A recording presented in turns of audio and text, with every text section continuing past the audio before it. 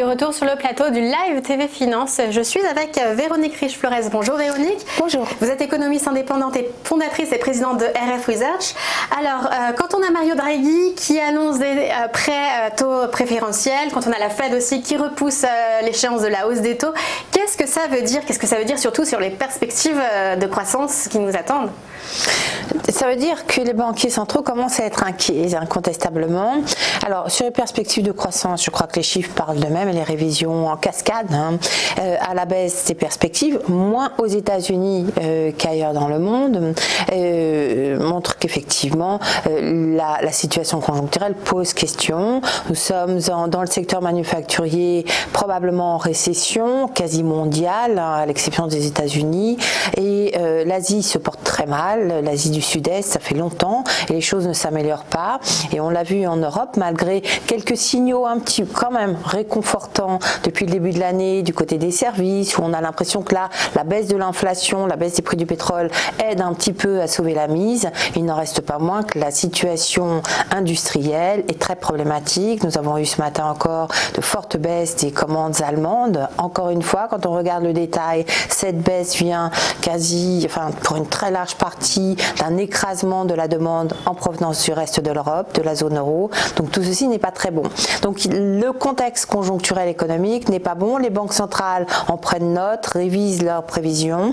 Et en face de ça, je pense que l'une des problématiques peut-être croissante pour les banquiers centraux est l'environnement financier, qui est également fragile, qui a connu d'importantes secousses en fin d'année dernière.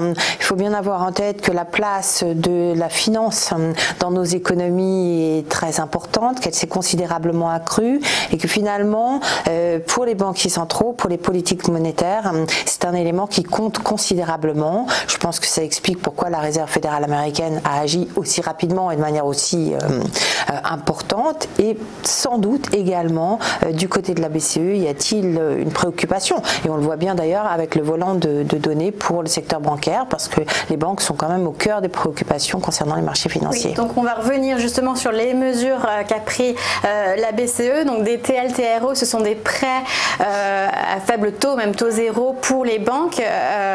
Donc est-ce que ça va aider à faire repartir le crédit? Est-ce que c'est les mêmes prêts qu'on a connus en 2016 et 2017? Ce ne sont pas les mêmes, ils sont de plus courte échéance d'une part. On avait à l'origine des prêts de 4 ans, là on est sur du 2 ans.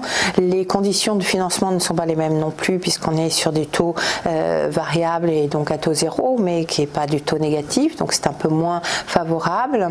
En revanche, alors il y a deux éléments. Soit vous êtes confiant comme l'était ou semblait l'être la BCE sur les perspectives économiques, et dans ce cas il n'y a pas forcément de raison de venir au secours des banques.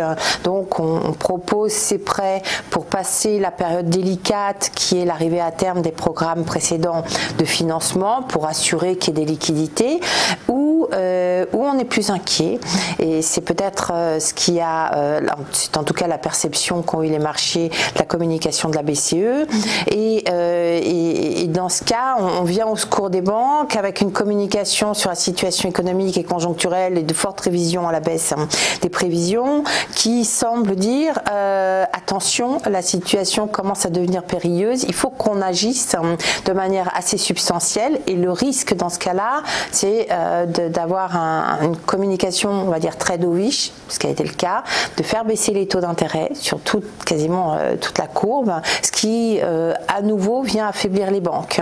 Donc on voit que l'exercice est quand même très compliqué, pas facile, et malgré ces annonces, en réalité on a vu la réaction effectivement du secteur bancaire.